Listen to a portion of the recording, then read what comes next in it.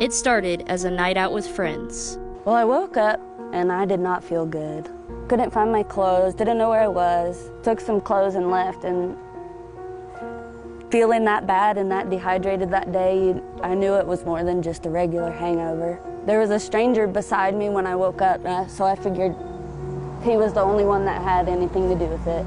Kelsey left a party with someone she thought was her friend and 4 other strangers.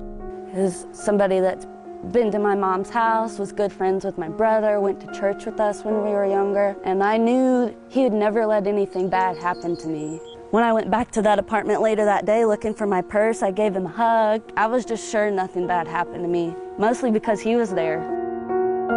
I was finding out all these little details and trying to figure out if it was true, if something like that could ever even happen. I didn't know what was going on, and then after 2 weeks of sitting there thinking about it, I finally told my mom. So we got the names of everybody that Kelsey was with that night that she had gone to this party with. And then after thinking about it, I decided that we would go to the police station and report it. More of the story was revealed, and since Kelsey only remembers small flashbacks, she only knows what her attackers were willing to tell.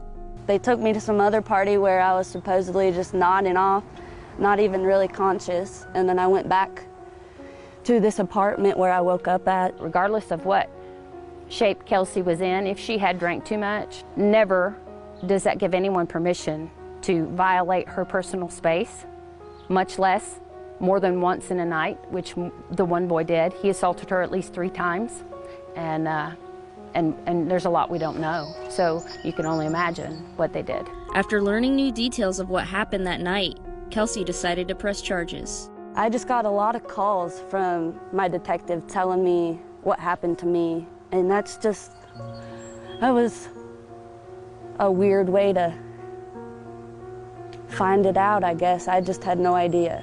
The detective never suggested that Kelsey have any kind of blood work done, or he named a couple different kind of drugs that would stay in your system for a while, but he never suggested that she get tested for those drugs.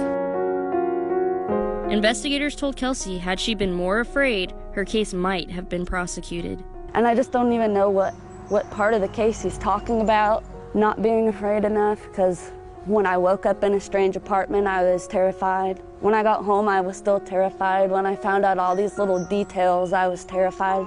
When I went to the hospital to see if I had any STDs or was pregnant or anything like that, I was terrified. When I went to the police, I was terrified. I was terrified to tell anybody. I just don't understand how I could have been any more afraid. One of the boys went to court through his school and had a hearing, and they decided to expel him from school. The other individual is still attending that university. The 2 boys that didn't have to speak to the cops have never had to do anything, and then the other boy is from out of town, and he talked to the cops one time, and none of them are going to have to face criminal charges or anything like that. Everyone's saying it happened. They're also saying, I guess, that I wanted it to happen. Not knowing what else to do, Kelsey started writing. So I'm kind of just putting out my anger and my story, and basically how I was feeling, how low I felt. I don't think I'll ever feel the way I did in those poems ever again. I'm kind of glad I got it all written down for other people to look at and see what they did to me that night. I didn't want people picturing that in their head. And then I realized I'm not the one that did all that, and I don't have to be embarrassed or try to keep it out of people's heads, because I'm not the only person that it's happened to. And it's happening everywhere, and people need to be thinking about it and picturing it. And I was able to get out a lot of anger that way. Kelsey still sees her attackers out walking around. I like being able to call them out when I see them, but I don't like seeing them.